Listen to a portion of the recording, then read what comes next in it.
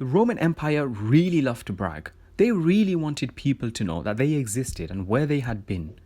Even though they no longer exist today, they were eager to let people know that they were very much into their greatness and glory.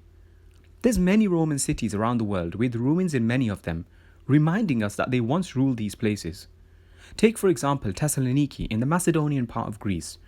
Rising to prominence during the later stages of the Roman Empire, Thessaloniki was a vibrant community for business and trade, and was home to nearly 200,000 people during the 12th century. This alone made it so much more significant than any other city in Western Europe. However, if there was one city that beat it, it would be Constantinople, known today as Istanbul. The Romans absolutely adored Constantinople, that they made the city the Roman capital of the East. For them, it was a new Rome, and it became a gateway between the Mediterranean and the Black Sea. Constantinople was noted for its magnificent places of worship, especially the Hagia Sophia. Used as a church, synagogue, and mosque over the years, it soon even became a museum. However, today, it stands as a mosque. It also goes missed that Milan was once upon a time a Roman city. Milan was a strategic location for the Roman Empire. Conquered by them in 222 BC, it became an informal capital of the Western Roman Empire. One of the most notable landmarks in Milan is the Milan Cathedral, which is in the central square of the city, Piazza del Duomo. It is the fifth largest church in the world, as well as the largest church in Italy. Athens was also a well-known Roman city.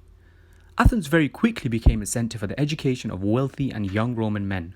The Romans built many churches and temples and public buildings in Greece, but they did this especially in Athens. Take for example the Theatre of Herodes Atticus, the Roman Agora of Athens, the Arch of Hadrian, Hadrian's Library, and so on and so forth. You get the point. But away from the central location of the Roman Empire, they also made their way to Britain. Led by Emperor Claudius, who ordered the invasion of Britain, the Roman Empire made their way to many different cities, towns, and villages in and around Britain.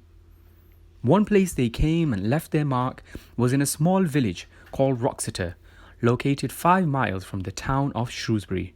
I found it quite difficult to locate this place, and truth be told, I think it's very underrated.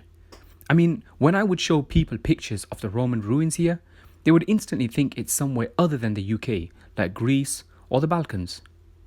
Well, here we are. After facing the dreadful British congestion of the motorways, we finally made it to one of the only remaining ruins in the UK. Wroxeter as a whole was a Roman city, but unfortunately the only thing that actually remains is the basilica in which the Romans would hang out after a long day and bathe and show off their worldly possessions.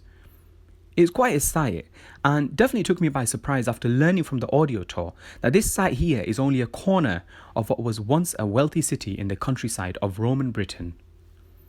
The reason why the ruins still stand till today is primarily due to the site's relatively remote location, which meant little disturbance of the archaeological remains of the Roman town.